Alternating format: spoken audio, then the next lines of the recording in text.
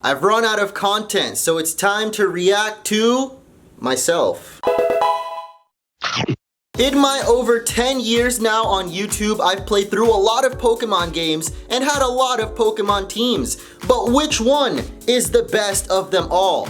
We're here to find out today, as I will be ranking my top 10 Pokemon teams from all of my playthroughs. Whether you've been watching my channel for generations or just hopped on with Pokemon Sword and Shield, join me on a trip down memory lane through all of my Pokemon teams to find out which one was my favorite. And if you guys are excited, make sure to hit that like button, as we're gonna jump right into it.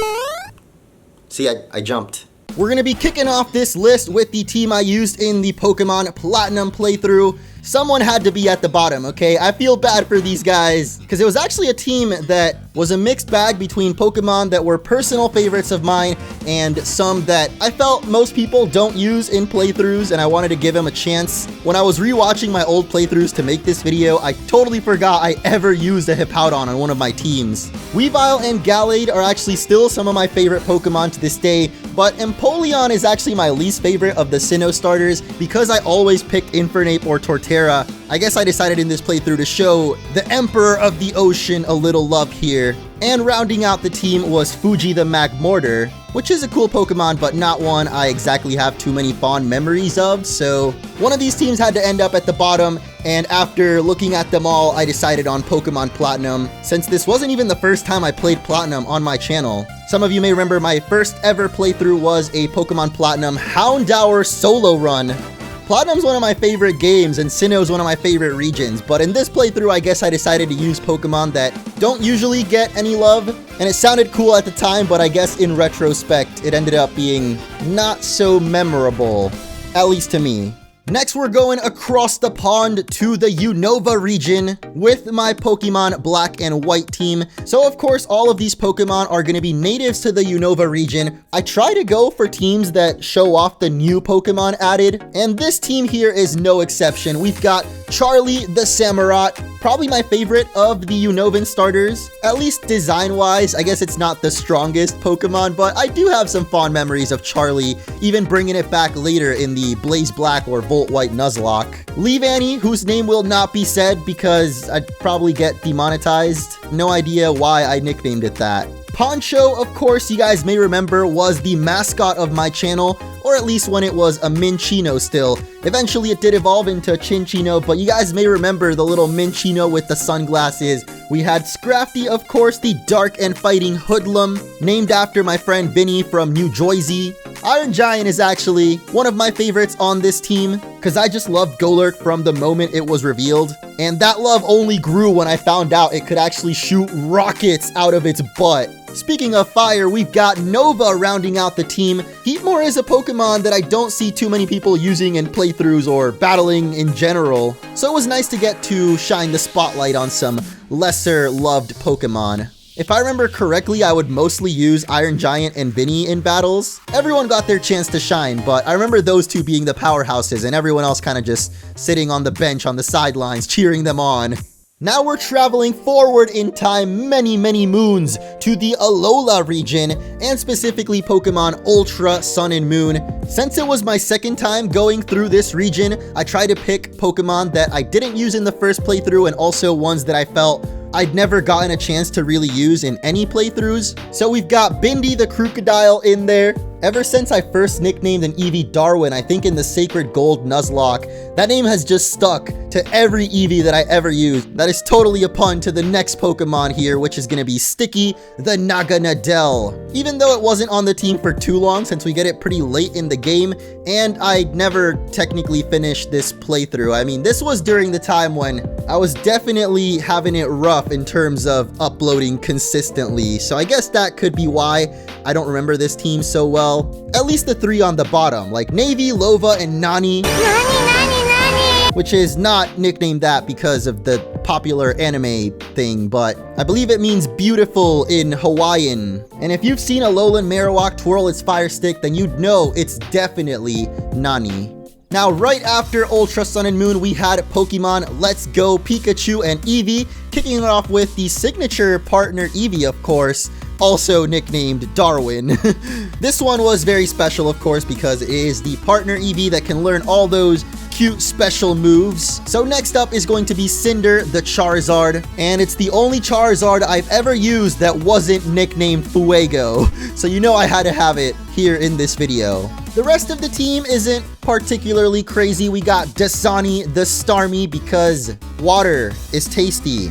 Not only did this game have Mega Evolutions, but we had Alolan forms too. Some of them were in-game trades, like Alolan Ninetales here, hence why it didn't have a nickname. Since we got it in an in-game trade, we couldn't actually change its name. But Frank, the Alolan Muck, I actually traded over from Pokemon Go, and Frank actually ended up being one of my favorite Pokemon in this playthrough, despite me never thinking that I would have used a Muck ever in my life. Finally, we had Petrie, the Aerodactyl, who I think also had the ability to Mega Evolve, but I'm not sure that I really did that often. But Petrie was still a crucial part to the team, and I just love that nickname too, because Aerodactyl's all menacing looking, and then you give it a name like Petrie.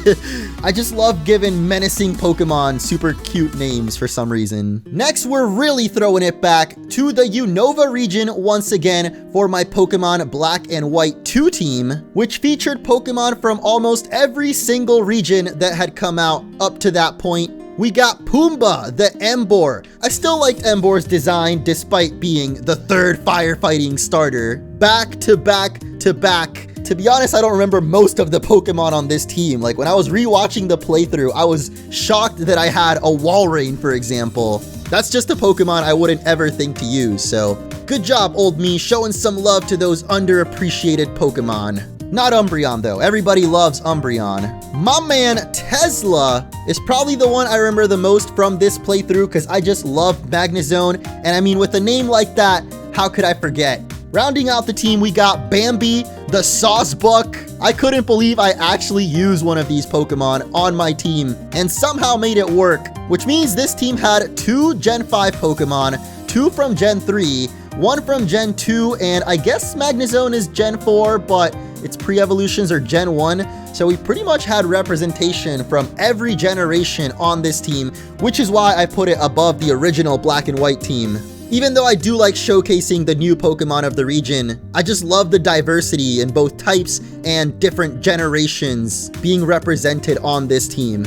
Never forget, I used a Sawsbuck once. We're over halfway through the list now, and most of the top 5 teams are going to be from more modern MunchingOrange playthroughs, starting with the latest generation, the Galar region team. We've got Mojo, the Rillaboom, of course. I don't usually pick the grass type starter in most generations, but I do love monkeys, and I couldn't resist Rillaboom, especially with that nickname. Of course, to balance the grassy surge of Mojo, we had to get some spice in there, and Salsa was perfect for that. From the moment I saw Sizzlypede in the wild, I was like, I need one of those on my team, and then I saw its evolution and it was just even better. I won't spend too long since this team is pretty fresh on everyone's memory, so we had Artorias, the Surfetch'd. Love that signature move of his and just using it in the whole playthrough. Violet, the Toxtricity. I felt like it deserves some love, and most people probably picked the amped up form instead. So we got Grimmsnarl, aka Nightcrawler. Definitely another fan favorite from the Galar region. Last but not least was Daenerys, the Dragapult, the mother of dragons, who didn't join our playthrough until pretty late on. There's actually a lot of honorable mentions for this team, like Flash the Bolton and Charlie the Dreadnought, but they didn't make it onto the final team, so I don't even know why I'm talking about them. Galar Gang was really fun to use, but it's still too recent that I couldn't put it that high on the list. We'll see how the test of time does for these guys. I feel like I'm not going to forget them anytime soon though. And the same goes for pretty much the rest of the teams here in the top 4, starting off with my team from the Kalos region, Pokemon X and Y, the first games where Pokemon went 3D. Like pretty much all the other teams, we've got our starter, and this time it was Chestnut, who I felt was going to be the least popular of the Kalos starters. Pokemon X and Y introduced Esper, who has quickly become one of my favorite Pokemon. I'm not even sure why, it's just got this creepy look that kind of mesmerizes you, or maybe horrifies you.